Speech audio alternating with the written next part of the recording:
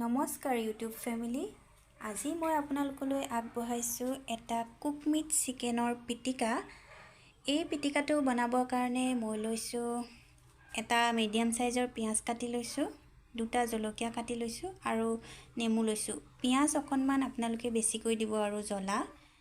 আহক তেতিয়াহ'লে মই এই পিটিকাটো কেনেকৈ বনাওঁ আপোনালোকক দেখুৱাওঁ। কুক মিট চিকেনখিনি মানে এইখিনি কুক কৰাই থাকে। এয়া মই কেৰাহীত মিঠাতেল গৰম হ'ব দিছোঁ। মিঠাতেলখিনি গৰম হোৱাৰ লগে লগে মই পিঁয়াজ আৰু জ্বলা দি জ্বলাখিনি সিজাই ল'ম। আৰু মাংসখিনিত আপোনালোকে একো সানিব নালাগে মছলা পাতি। তাতে সকলোখিনি মছলা পাতি সানি মেৰিনেট কৰি কুক কৰি থোৱা থাকে আধা। আপুনি ঘৰত 3 মিনিটমান সময় সিজাই ল'লেই হ'ল আৰু জ্বলা পিঁয়াজ দি। লাষ্টত অলপ নেমু চেপি দিব লাগে। এয়া মোৰ তেল গৰম হৈ গৈছে। এতিয়া মই পিঁয়াজখিনি দি দিছোঁ।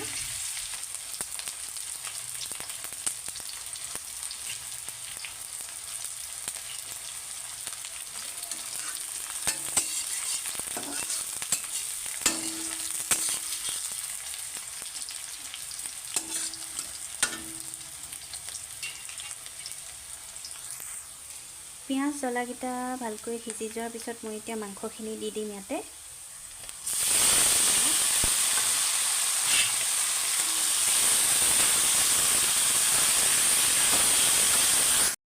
নিমখ হালধিও একো দিব নালাগে, গোটেই দিয়াই থাকে নিমখ হালধি। আপুনি অলপ সময় গৰম কৰিলেই হ'ল আৰু 2 মিনিটমান সময়। তাৰপিছত খাবৰ কাৰণে ৰেডি হৈ যাব।